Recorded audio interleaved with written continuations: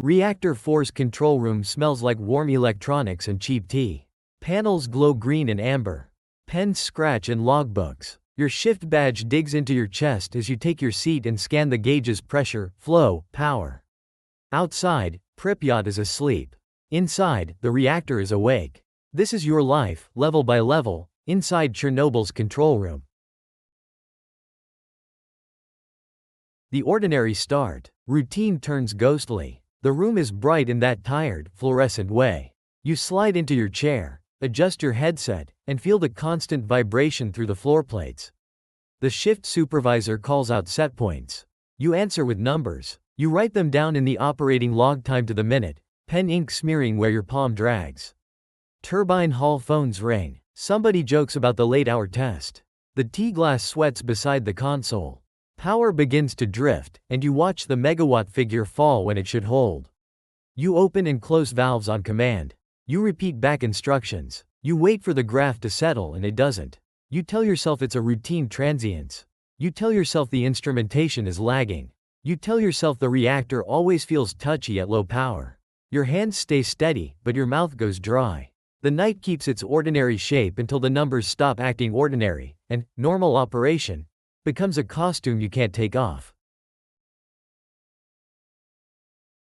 Signals of doom. Every alarm a warning. The first alarm is sharp, then another, then a cluster that makes the panel look alive. Red lamps bloom across the board. Limits, interlocks, warnings that normally mean one clear action. You reach for the procedure binder anyway, fingers flipping to familiar tabs, but the room is too loud for comfort and too quiet for confidence. You're trained for Soviet order. Step by step. Sign here, call there, confirm with the shift supervisor. But tonight the steps get rewritten in the air. Someone says a protection system is disabled for the test. Someone insists it's authorized. The deputy chief engineer's name lands in the room like a stamp. You tell yourself you're not the one who decides. You tell yourself the chain of command exists for a reason. You tell yourself obedience is also a safety system. And still you hear your own heartbeat under the alarms, like a metronome counting down to a decision you're not allowed to make. The rushed descent. Chaos brews in silence. Power fluctuates again, and the numbers don't just drift, they lurch. Your eyes bounce between neutron flux indicators, coolant flow, and the control rod positions. Commands come fast now, clipped and impatient. Withdraw more rods. Hold the power. Keep the test on schedule. You watch the rod counter climb past where it should ever sit during stable operation. The control room air feels thinner, like the ventilation can't keep up with the heat of attention. You taste metal when you swallow. The reactor at low power behaves like it's balancing on a pin, and every adjustment wobbles the whole system. You tell yourself the readings are still within something like limits. You tell yourself the senior engineers understand the margins better than you. You tell yourself the worst thing is to hesitate and make it worse. So you keep logging, you keep acknowledging, you keep moving levers with careful fingers like you're playing a dangerous instrument that only pretends to be under your hands. You've followed orders through alarms, through drifting power, through a core that won't sit still. The next command is supposed to end the test safely. It ends something else. Chain reaction. The button you trust betrays you. The command lands like relief. End the test.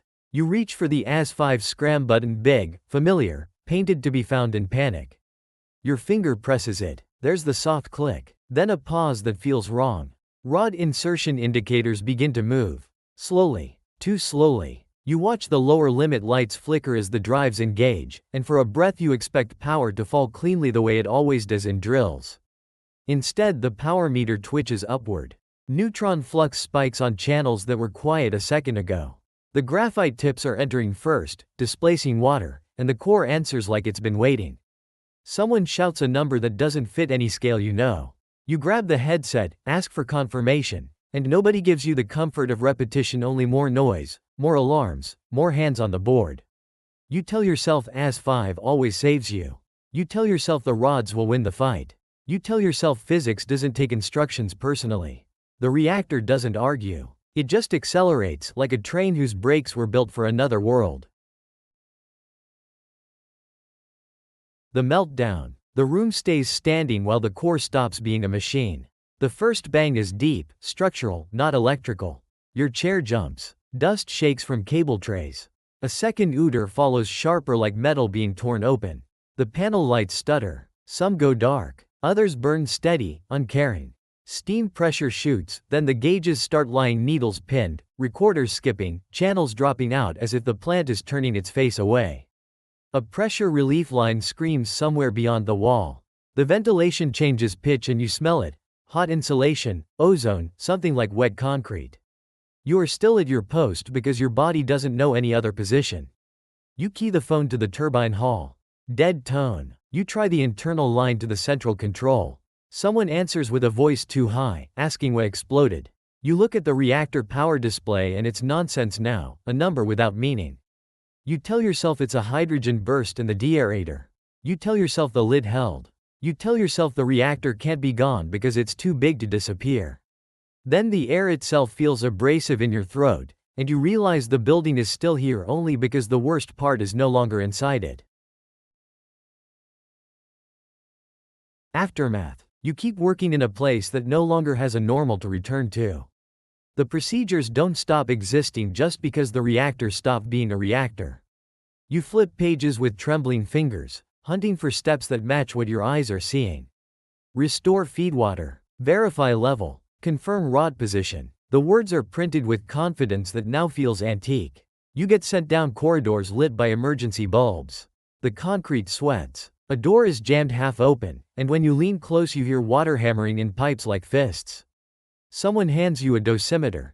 The needle climbs fast and keeps climbing. Another man's face is already the color of chalk, but he keeps repeating the same sentence. The core is intact, as if repetition is a seal. Back in the control room, you write times anyway. 1:24. Another call. Another attempt to route water to something that isn't there. You take iodine tablets dry. You rinse your mouth with tea that tastes like pennies. You tell yourself the shift ends at 8. You tell yourself the reports will clarify everything. You tell yourself you can work your way back to safety one checkbox at a time. But you are logging the end of a machine with the same pen you used for routine, and the ink doesn't know the difference. Morning comes pale over Pripyat, and the control room still hums with a stubborn, ordinary electricity. You carry instructions in your pockets like talismans. You carry numbers in your head that no longer add up. Rank, procedure, discipline, each one gives you something to hold. None of them can hold the invisible. And you keep breathing anyway.